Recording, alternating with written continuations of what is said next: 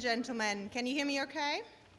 Perfect. Welcome everyone on this rainy Tuesday evening. This is the last lecture of our 2024 Spring Lecture Series here at the Frontier Culture Museum. Thank you so much for your support, for coming out tonight. And there are cookies in the back, there's water in the back. Please leave us a survey. We'd love to hear from you. We'd love to know how we did and any kind of future programming that you would like to see here at the museum. And without further ado, it is my great pleasure to introduce David Ehrenpreis, our speaker tonight. He is the founding director of the Institute of Visual Studies and a professor of art history at James Madison University, where he has taught since 1998. He completed his undergraduate degree in foreign languages at Hamilton College and his master's and PhD in art history at Boston University. He has published articles and reviews in several different magazines, and he also resides in Harrisonburg, and he's going to tell us a little more about that city just north of Stanton. So please join me in welcoming David Ehrenpreis.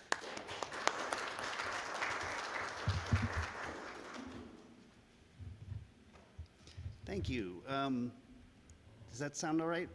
People hear things okay? Okay. Well, first of all, thank you so much for coming tonight, especially on a rather drab, rainy night. It's great to be here. The talk for tonight is about Harrisonburg and its history. I am an art historian, so I'm going to look at Harrisonburg through images and how images change over time. This is part of a project that we did a number of years ago on the history of Harrisonburg, which culminated in a book called Picturing Harrisonburg and an exhibition. The book is still available on Amazon, but more importantly, it's still available in our local bookshop, Parentheses, downtown in Harrisonburg, which has just opened in November. We're very excited. We have a local bookstore. So if you're interested, I can talk more about that later. So I'll tell you about how the project came into being, and then this is also tonight given me an opportunity to sort of reflect on what's happened since the project, particularly Harrisonburg sort of today. But let's start with the history of the project. The project began because I saw two images, both of which seemed completely alien to me. This was one, and I was told by a friend that this was downtown Harrisonburg. And I said, really? And I live in downtown Harrisonburg, and I could not figure out where I was. And so I showed this to a number of other people who had grown up in Harrisonburg. I showed it to one Randy Jones, who knows a lot about Harrisonburg history and architecture and works for the Department of DHR, and he had no idea where this picture was either. I'll talk much more about the picture in a minute, but suffice it to say, it's downtown Harrisonburg in 1965, and we'll talk more about why it looks the way it did. So trying to figure out what this picture was and how it was related to my own lived experience was one starting point. This was the other starting point, and I had a similar reaction to this picture when someone said, "This is Harrisonburg," and I said, "No, it's not. I don't know where that is, but that's a quaint, lovely little town, and it's definitely not Harrisonburg." And of course, this is from a large panorama that is in Rocktown History in the Historical Society that was done in 1867. And I think it was looking at these two pictures, one picture from around 1962, which was done at the height of urban renewal in Harrisonburg, and the other one which actually showed a good deal of the same area, right? Like in the center of this large panorama is exactly the same location. That was what got me thinking about the way representations of a city change over time and what they can reveal about the city. And so that was the start of a much longer project to look at Harrisonburg from various different moments in its history, and the kinds of images that were used to represent the city. I should start out by saying that one of the interesting things about Harrisonburg is one of the interesting things about many, many small towns across the country, and that is that the various different aspects that we'll look at, whether it's urban renewal or the growth of a crossroads town, or these are things that a huge number of cities across the country share. And so there's a famous essay by a guy named J.B. Jackson, a geographer, who writes about what he calls the almost perfect town and calls it a common place. And what he means is there are lots and lots and lots of towns just like it. Now, Harrisonburg, of course, has its own very specific history, but the interest in delving into how it was represented and how it changed over time was an interest not just in Harrisonburg, but in the many cities like Harrisonburg across the country. And so that's what we'll sort of talk about today. And the way we organized the project was by taking particular moments in the city's history and then delving into them through imagery. So you can see here we've got Rocktown, the city of Harrisonburg, the friendly city, the city of the planned future, and the latest, and this is the new part, friendly by nature. These are all phrases that were used by, to publicize the city at various different times, right? So the city with the planned future was the way the city branded itself in the 50s and 60s as the kind of new, interested in progress, development, et cetera. The idea of the friendly city came in the teens and 20s, and the idea was tourism, right? Make this a friendly place where other people will come and they'll spend their tax dollars, not particularly different than today. The city of Harrisonburg was the whole idea around 1916. Harrisonburg actually incorporates and is a city for the first time. Like for the long time, it's unincorporated, and the city fathers are very excited about creating an actual city, largely for fiscal reasons, for tax reasons. And I should have gone in order. Somehow I'm going in a strange order, but there we go. The beginning of Harrisonburg, it was before it was sort of known as an actually incorporated city. In the 18th and 19th century, one of the main nicknames that was used for the city was Rocktown. And as anyone who has spent time in Harrisonburg knows, there's lots of rock. Huge amounts of rock in fields, et cetera. I always look at these fields and think, how could anyone have decided this was a good place to be farming? And so the starting point, as we'll see, is going to be Rocktown. Now, interestingly enough, you can see how the Chamber of Commerce markets things, right? Friendly by nature builds on the history of Harrisonburg as the friendly city, but now sort of rebrands and pays much more attention to nature. Needless to say, the city of the planned future had very little interest in nature, right? It was not about nature. It was about the automobile, it was about progress, it was about speed and efficiency, and we're in a very different time now, which has much more to do with lifestyle, with food, with outdoor activities, and so now we have become friendly by nature. So those are the various different moments, and each moment has its own type of imagery, right? So what we decided to do was look at kind of archetypal images for each moment. The Rocktown was fairly straightforward. That was the Emma Lyon Bryan's massive panorama of Harrisonburg done in 1867, which is an extraordinary picture and has amazing detail. So if you look closely at that picture, you can basically see, and we'll see a number of pictures tonight, how the town was organized. Let's be honest, an idealized vision of how the town was. And so that gave a great vision for Harrisonburg in the 1860s. The city of Harrisonburg, around the turn of the century, one of the big modes of representation, especially for newly incorporated cities, was postcards.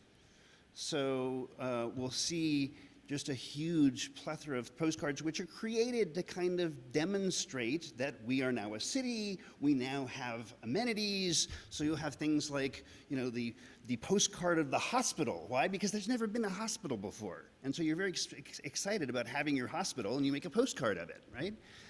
So postcards are perfect for that sort of moment of incorporation. The friendly city will see photographs. In particular, the scholar who wrote that chapter looked at two different kinds of photographs: local photographs by a photographer named Lupton Kaler, who took amazing pictures of Harrisonburg. And the other one was a whole set of photographs taken by the Farm Securities Administration photographers, basically photographers who were working for the government during the Depression, who, most famous, everyone has seen, I didn't show it, but everyone has seen the picture of Dorothea Lange's migrant mother.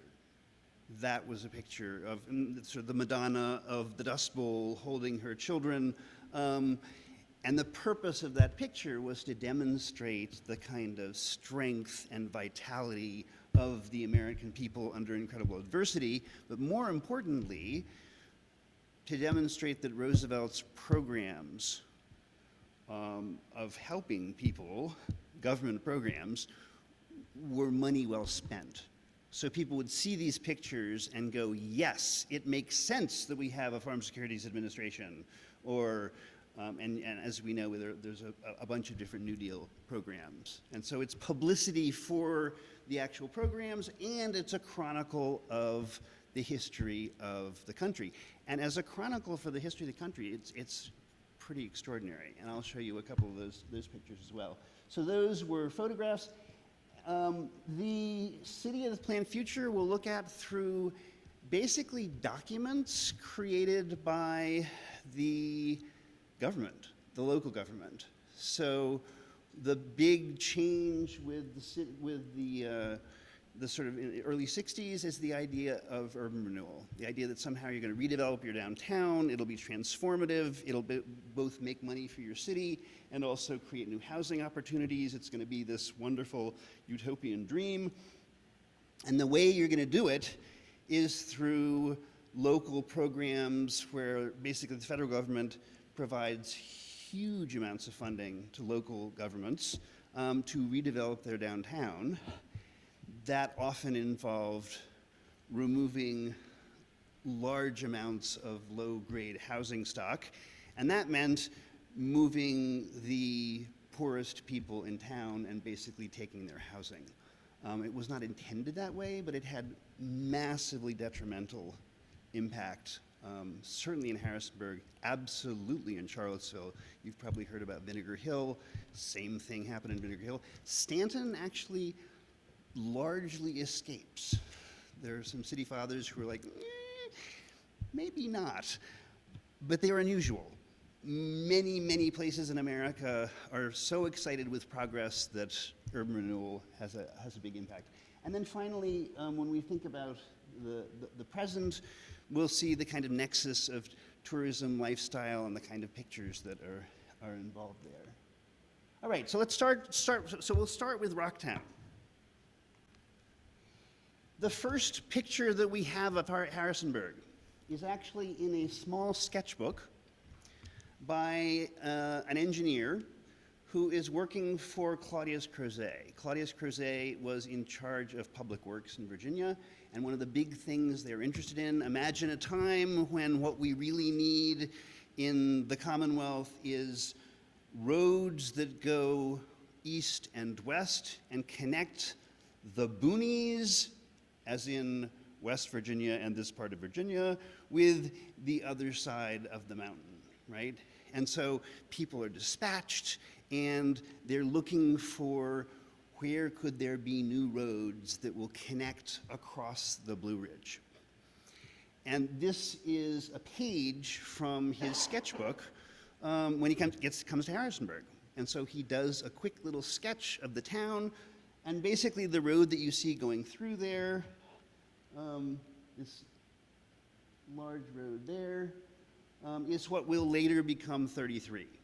So you're looking at a moment where 33 is a gleam in someone's eye. At this point, it's a little tiny carriage road with like nothing.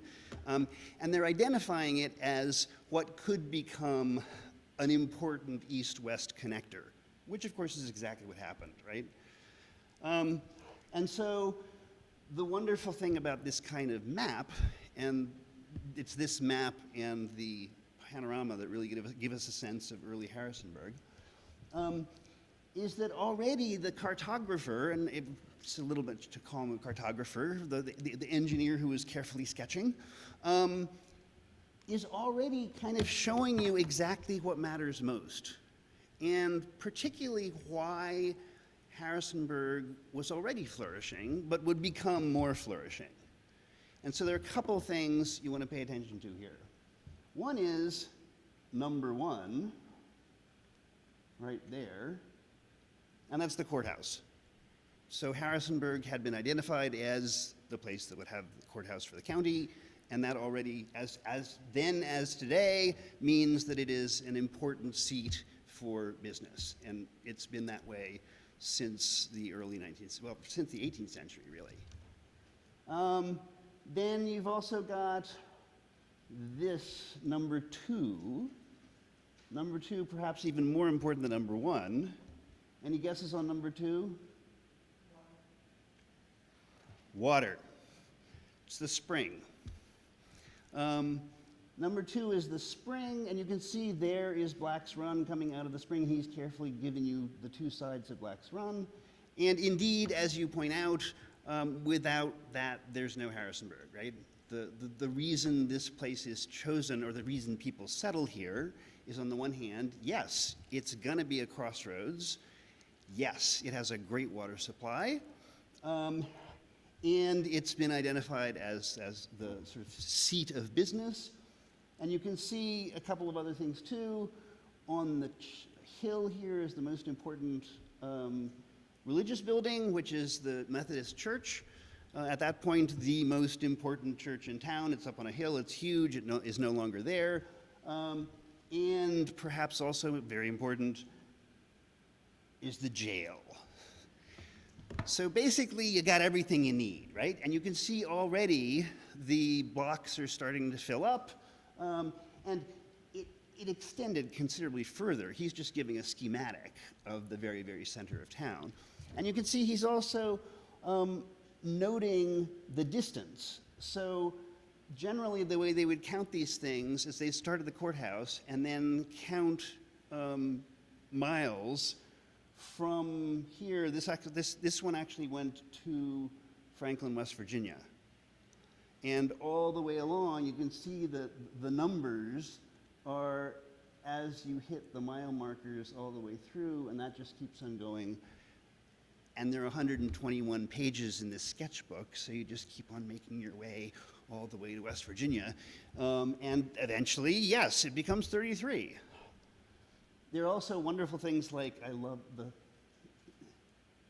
Fraser Quarry, which is now there. Clearly there's been limestone there for some time. Here it is in 1823, marked as limestone land, and it continues to be limestone land to this very day. All right, so that gives us the kind of preconditions for why this place exists, right? And if we look at Emmeline Bryan's painting, we see exactly the same location. So that central area of town, there is the courthouse, there is the spring house, which is of course the water source, right? And the buildings around the courthouse are then as now business buildings where lawyers would have offices, et cetera. And so you can see her carefully creating this incredibly detailed vision of the fairly, I mean, when she does it, the city is probably already almost 100 years old, so it's not a new city, but it's still fairly early in Harrisonburg's history. And interestingly enough, this painting, which is done by a woman, which is pretty unusual, she's probably working with an itinerant artist who would sort of go from town to town to town and be paid to do a panorama of your town, right? He arrives and you pay him and he does a panorama. We're pretty sure that she worked with one of those guys and basically went out on her own and created this extraordinary painting. She's doing it in 1867.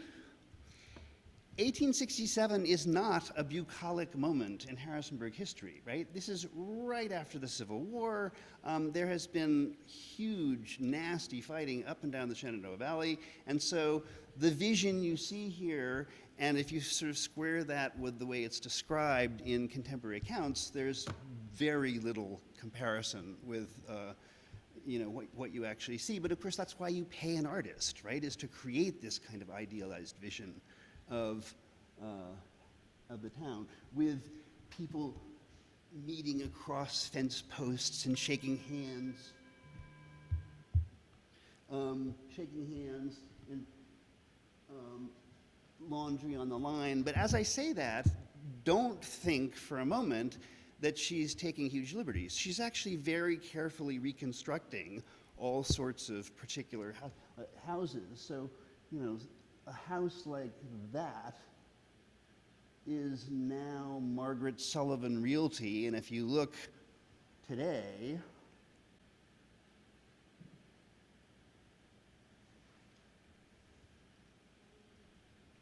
it's remarkably close. It's actually, let's see. Yeah, it's right. Let me try that again. Yeah, so that house right there is that house right there with exactly the same window pattern.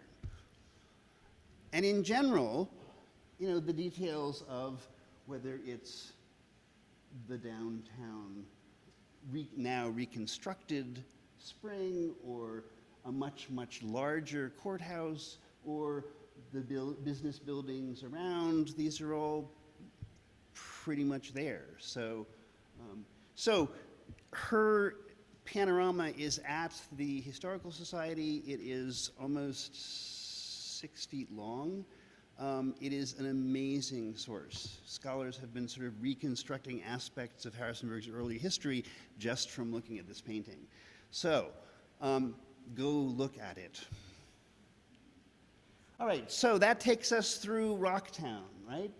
Then we have the city of Harrisonburg. Now, the city of Harrisonburg, as I said, Harrisonburg has been incorporated. It's around 1916. Founding fathers are very excited about especially the tax ramifications of being incorporated, which make taxes go up considerably and the city has more funding.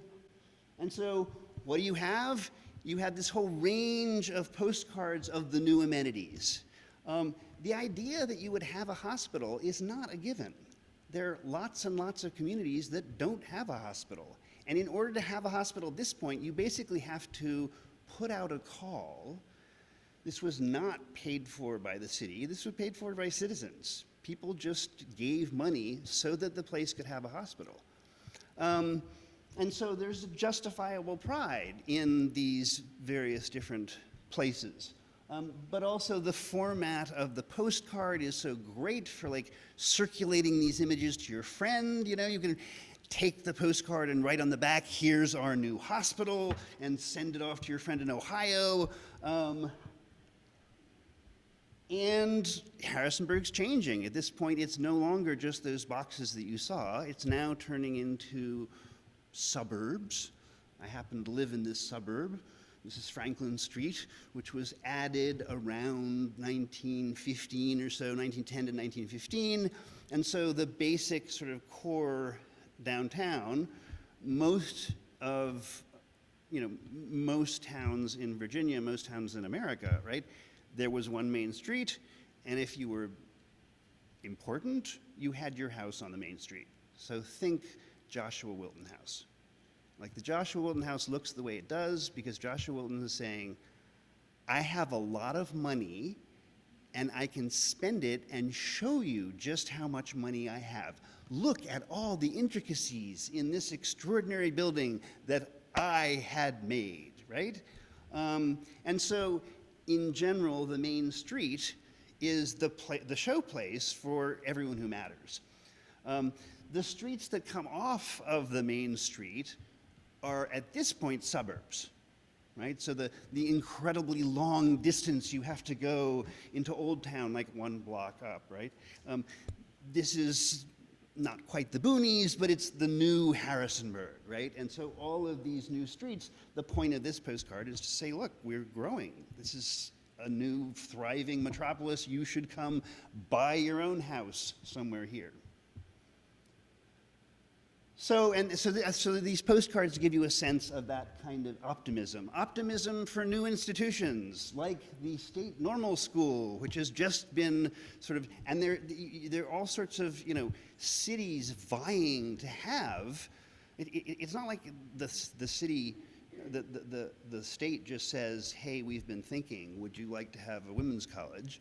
No, there's all sorts of backroom dealing and all sorts of, vying for supremacy, and the ones who win. And so here you have this great plum, which becomes a kind of anchor institution for the city, I would argue, until this day. And we get to see the same most important things, right? Whether it's the courthouse and the spring house, these things are always going to be important. And it's going to be interesting watching how they change over time, right? But every generation is going to kind of recombine an understanding of what the spring house might mean, or how one might represent it, or the courthouse as well. So even in a postcard like this, you can see there's this kind of tension between the courthouse, which is built in 1898, and now suddenly there's telephone and telegraph, right? This is a new thing. And so past and present are here together. And Harrisonburg from early on is a place for business. It's not by chance that the place comes to be known later as the city with the planned future. We'll talk about what planning means there, and whether that's a good thing or not. But from early on, people are very interested in this place being prosperous, shall I say. All right. So that moves us to the Friendly City. The Friendly City, by the 1920s, Harrisonburg is pretty thriving. And the question is, as a number of the sort of large-scale industries like the tannery, there was a massive tannery right downtown, and basically tanneries start going out of business. And the question is, how is the city going to make its money? And it pins its hopes, many of its hopes, on tourism. So here is, and tourism is a new thing because of one invention. The car, right? Now, by the 20s, you're getting to a point where it's not just special people like Henry Ford who can afford to have his own car. There are Model Ts, and lots of people, lots of middle-class people can have their car. And that means that Harrisonburg is now a location not simply for the area, sorry about that, the area around here, but for the Shenandoah Valley. So the map that you see here, which is both about the past with the Native American, we constantly have images of Native Americans who are like happily showing white fathers, please take all of this land. Needless to say, this is not the way it went, but that's the way we see it. But the most important thing here is you can see the concentric circles, and that is telling you how long it will take you to get from Harrisonburg to these various different sites, right? So the whole point of this map is not look at Harrisonburg, it's Look at Harrisonburg as your new vacation destination, which will give you access to all of these various different things within an hour of your time, right? Including Stanton. You get to Stanton. And they're all carefully enumerated around the edge. Now, we will talk about the importance of the car, because frankly, the car is the most important thing that ever happened to Harrisonburg, and the most influential. But at this point in the 20s, you have these stories of people not being able to go down Main Street because there are so many cars. Like, it is so jammed with traffic that you can't even move. Because everyone's excited about their cars, right? And the entire economy starts shifting towards things like restaurants and, special locations. And so you can see this happening here. Hotels, the Kavanaugh. Take, for instance, this place, which some of you, if anyone's ever been to Jess's, believe it or not, this is Jess's. This is Jess's around 1925, when it was a place called Friddle's. Jess's is a kind of, how can I say this nicely, greasy spoon? And at this point, it is the kind of height of opulence, right? The point of this place is to lure you in. You use lots and lots of light because you want people to stop at your particular establishment. And so Friddle's just looks like it's come from some great metropolis on the East Coast or something.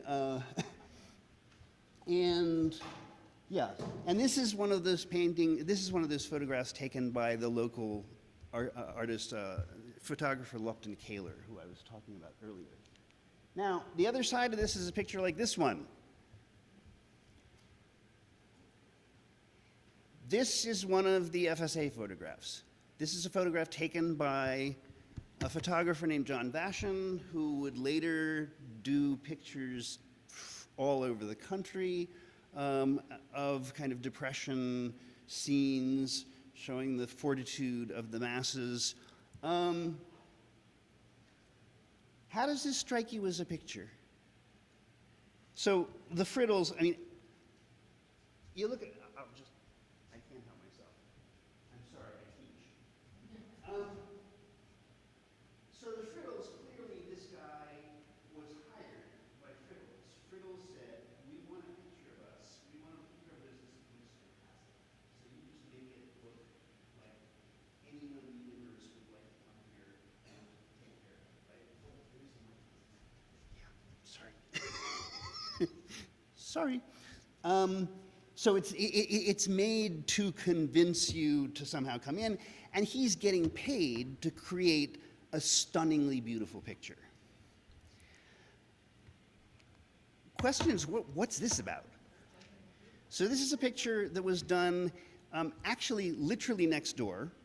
There's a restaurant now called Jack Brown's, which is right downtown in Harrisonburg. Big student hangout, constantly mobbed. And at this point, it was a barbershop. So you're looking at the front window of the barbershop. And I guess the question would be like, what's the purpose of a picture like this? And how does it compare with someone like Friddle's? On the one hand, obviously they're black and white, they're carefully made. They actually might both be sort of larger format cameras, but they seem to feel quite different. So what do you think? Why take that picture? Yeah, It's showing empty. It's emptiness. There's nothing going on. The barber's standing in the window looking for customers to come in. okay, great point. So indeed, the point is kind of the opposite, right? It's not opulence and it's not prosperity. It's like he's having a hard time finding customers. This is the middle of the Depression, right? This is not a surprise. It's around 1940. It's a bad time for making money. But there is a kind of fortitude about the figure, his figure. And then there's this other, like, really big sign. The sign which is not there by chance, right? The sign, now, it doesn't apply directly to the barber, but it says, you know, check with your Virginia State Employment Agency. And in fact, it turns out that FSA photographers were told to include this kind of marker because the idea is, like, yes, there's a problem here, but there's also a solution, and the solution is provided by your government, right? Like, you can go to the Virginia State Employment Agency, and it is there to help you. So don't think for a second that it just happens to be there, right? No, it's a key part of this picture. And it gives you a very different vision of I mean, these are not taken at tremendously different times, but they have completely different purposes, and they give you a sense of what the 20s and 30s are like in Harrisonburg. So, in general, the friendly city, right? These photographs document that particular moment. All right, which brings us to the city with the planned future. And this was actually the motto for the planning department in Harrisonburg for a bunch of years, actually changed fairly recently. And we'll talk a little bit about that too. But originally, we come back to this picture and what is actually going on there. It turns out what's going on there was something that went on across the country. And it came out of two main issues that were confronting America. And this was actually after the war, but they started before the war. Two big problems. One was a housing shortage. Very much like today, right? There's actually a big housing shortage right now. I have a friend who's a realtor, and like if you wanted to somehow live anywhere in downtown Harrisonburg right now, good luck to you. It's going to be a long, long wait. And so here too, there's a large housing shortage, and it's particular.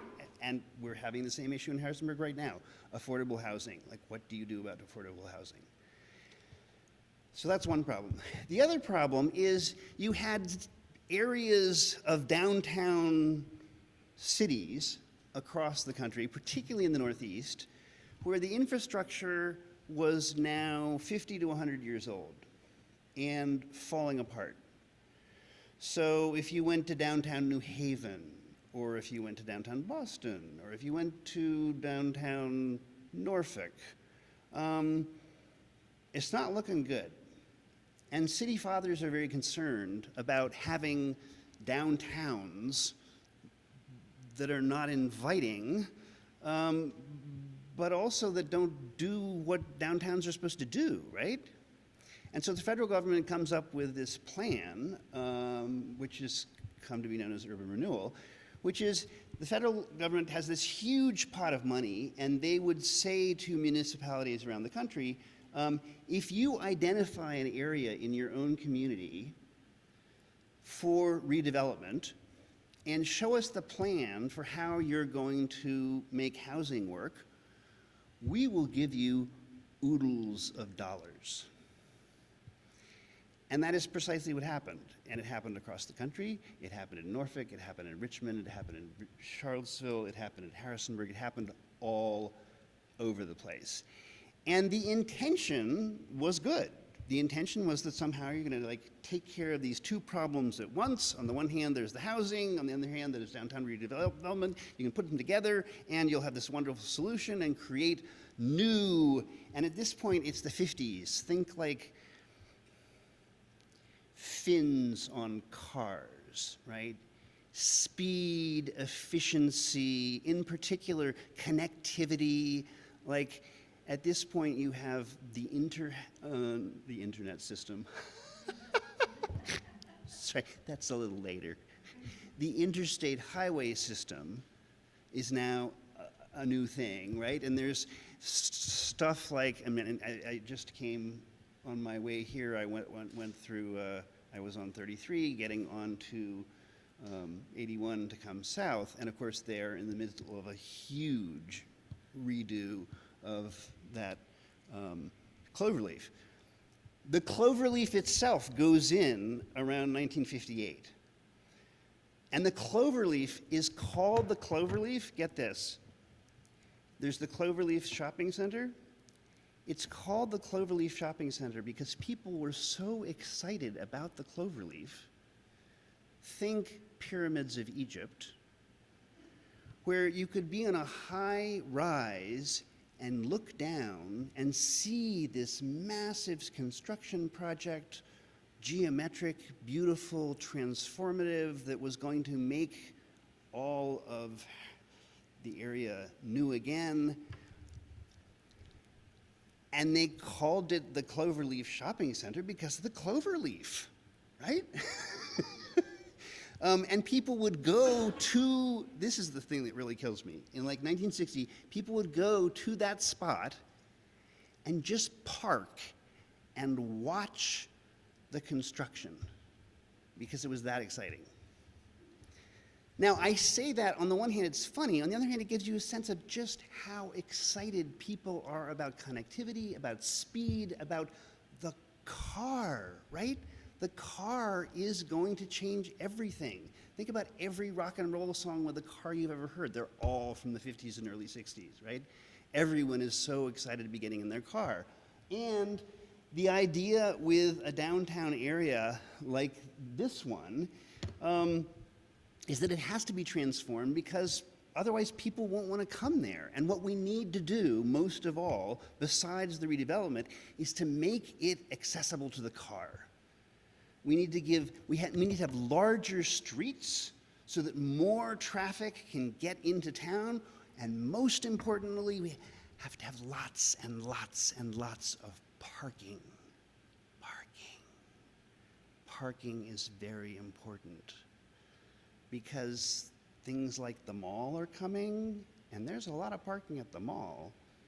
So if you have a lot of parking at the mall and you have your choice of going downtown or to the mall, where are you going to go? So what do? You start making parking downtown. In fact, you can take down large numbers of old houses and replace them with parking, and then there'll be places for those thousands of cars to go. You see where this is going, right? Here's Harrisonburg today. Basically, nothing has changed. This entire area, the idea was you would redevelop it, you would create large businesses like Kmart and originally Safeway, and you can see, we hope that there's enough parking around the Kmart. We're not sure. There may be, we might need to take down some other buildings. But we think for the moment we're going to be all right, right? Now, of course, what happens is people don't come. So you widen the streets and you make all this parking and you transform everything, and then people go to the mall anyway, and then you have this whole downtown that isn't full of businesses and isn't full of shoppers, and you have all this parking. And it's been that way ever since. And there's one graphic. This is the Norfolk. Norfolk had a urban renewal plan too, and this was the cover of It's Time for Urban Renewal, right? And it gives you a sense that what you're going to do is take down the past and then create something new. So here's St. Louis, which is doing the same thing. Huge area of warehouse district, which is completely taken down, and that's what makes the Gateway Arch, right? So this is happening at massive scale across the country. And you build new housing, like these huge apartment buildings, which are then don't work very well. And in fact, they work so poorly that the housing that you build for all the people who were in the places where you needed to redevelop, right, is so substandard that it had to be taken down, right? Now, all of this is happening in microcosm in Harrisonburg. So here, for instance, is a show in the Armory that was sponsored by the state about proper planning. And if we look at what they're sort of suggesting here, I mean, this will give you a sense, right? Replace the old, guard the new. So imagine a time where you are so excited about the future that what you really want to do is just get rid of the past completely, right? And then you can create this new world. And so that is the vision of when you hear the city of the planned future, that is the planned future. And the planned future went really, really badly. And it also did horrible things to the people who actually lived there. So, and I see I'm running a little late. I'll show you one image that I told you for urban renewal. I wanted to show you picture sort of documents, right? So here is a planning document that I just love. This is the Harrisonburg Redevelopment Authority creating a plan for what should happen to that same plot of land. And here's the problem as they see it. The problem as they see it is that all the yellow stuff is residential. All the red stuff is commercial, so it's businesses, right? So this is what we would now call a mixed-use neighborhood. These days, like, people are like, oh my God, you have mixed use. That's so great. How did you do it? And the green space in the middle. So to be honest, in terms of new urban planning, this like has everything. It's like, wow, this is great, right? Here, this is the problem, right? What we needed in 1962 was this. This is the urban planning of the time, which is, the most important thing is you divide out the various different uses. You never want to have one use next to another. Like, that's not clean. God knows what would, can you imagine if you had a business next to someone living there? What would happen then, right? So instead, you carefully categorize these. Now you take all of the residences, and they're the yellow. All of the red is business, and you're very excited, especially if you're a city father, because you're going to just rezone the entire area in the middle, business, and then at the bottom a little bit of industry. And this is what they did. So if you look now, you know, if you were to look at Harrisonburg in this particular place, did I already? Yeah. The whole area in the middle is red. The whole area at the top is residential. And, you know, at the bottom, a little bit of industry. And no one ever goes there. Everyone hates it. And they have ever since.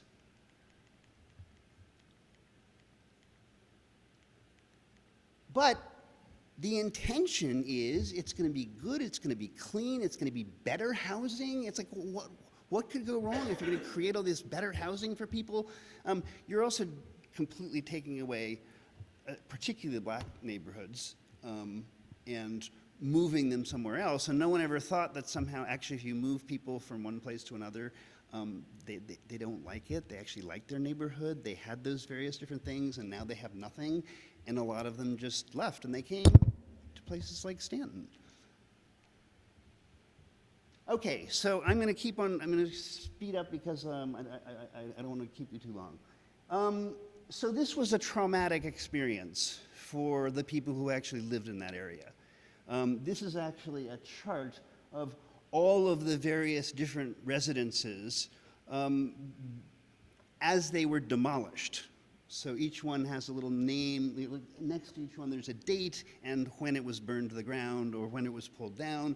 And people still talk about remembering when their house burned down. Now, let's be honest, all of these houses were substandard. They were really bad housing stock, and they were all rental. And so part of the reason Harrisonburg is so excited about doing this is that you're going to get rid of a lot of bad rental housing, and when Safeway comes in and takes that same spot, they will pay lots of money and the tax rolls will go way, way, way, way up, right? So that's the logic. And that was the logic behind redevelopment, not in Harrisonburg, but across the country. Like, that's the idea, right? But we get to see now just how devastating that was. So we've got actually, we have a notebook where a photographer went around and took pictures of every single building that was going to be taken down, including churches, of course, black churches. So here is the before, and if you go there today, this is what you see, right? Or here is actually a beautiful house, and not surprisingly, it is now a parking garage. Or a house, a road, which is, again, poor housing stock, no question, right? Which is now the county office building. But I think it's important that we know these shifts and how they were made, and these pictures allow us to kind of trace these transformations, right? So these pictures are documents made by the planning agency and the planning department, but they help us understand how the city developed, and most importantly, how the city thought of itself. So after you see all this, you probably hear city of the planned future, and it feels a little different than it did, right? Everyone wants a city with a planned future. Who would be against a planned future? Ah, yes, and there it is in all its glory. I'll just wait for a moment while people can just take the whole thing in, okay? You can actually go now and sit on 33 and watch the new Cloverleaf being, no interest? Okay, it's just a thought. I'm trying to help, okay? Okay, so finally that gets us to Friendly by Nature. Friendly by Nature, completely fascinating to me, how we sort of reinvent ourselves, and how we also start thinking about the built environment in a completely different way. So there's one big event that happens in Harrisonburg history in terms of building and planning, and that's the kind of death knell for the idea of the planned city in terms of we're just going to take it down, and that's this massive theater called the Virginia Theater. The Virginia Theater goes down around 1990, and it was a kind of hub for the community for a very long time. It had fallen into disrepair, and of course, the owner, it was easier to take it down than to figure out how to renovate it because it was huge and costly, and so, it went down, and now we have this, which is just so much more open and spacious. But that lack had a huge impact on people, and it changed the way people thought about the past. In general, Harrisonburg, I think, had spent a lot of time thinking about the future. As you saw, it was all about the future, right? The idea that you would look at the past. Stanton spends a lot of time thinking about the past. I don't mean that in a bad way. I mean, like, conceptually, right? The past matters. It's something that you value, that you think about. Harrisonburg was the opposite. Harrisonburg, if anything, sort of thought carefully about not thinking about the past. This changed things. And so even now you can see there's sort of buds of new growth even happening in this space. By the time the Virginia Theater is coming down, even now, like, this is downtown Harrisonburg. Every red square is parking. Is there enough parking?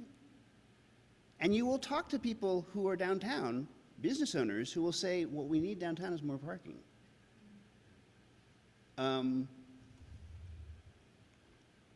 But as I said, the interest in the past gets kind of rekindled. They recreate the Spring House, the whole idea of Harrisonburg's past. This is in 1999 or so. And over the next 10 or 15 years, in the 1990s and 2000s, new amenities come in, whether it's the new library or the farmer's market, and the whole idea that somehow a community sort of invests in itself and creates new things, that has definitely come round. There's a new city hall, which of course has a spring house right in front of it. So we keep on connecting with the past. And the idea that somehow there should be a connection between the people and planning is also a fairly new one, right? And has had a lot to do with changes. Now, if we look, there are a lot of buildings downtown that are being transformed and then rehabbed and then turned into housing. This was not happening 20 years ago. This is a new phenomenon for Harrisonburg.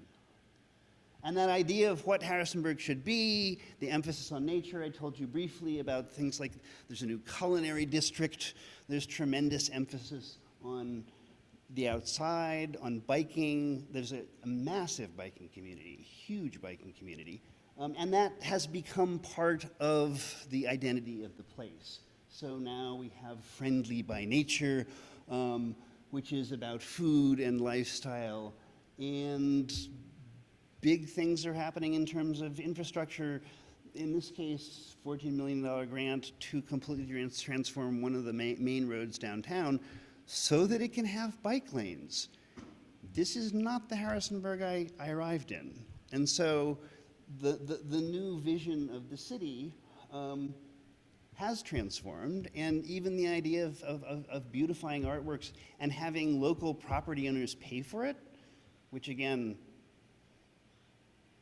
not in my past, the city is changing, and I think part of the current view is about that investment in community. I will shut up there. Please, if you have questions, I would love to answer any you have.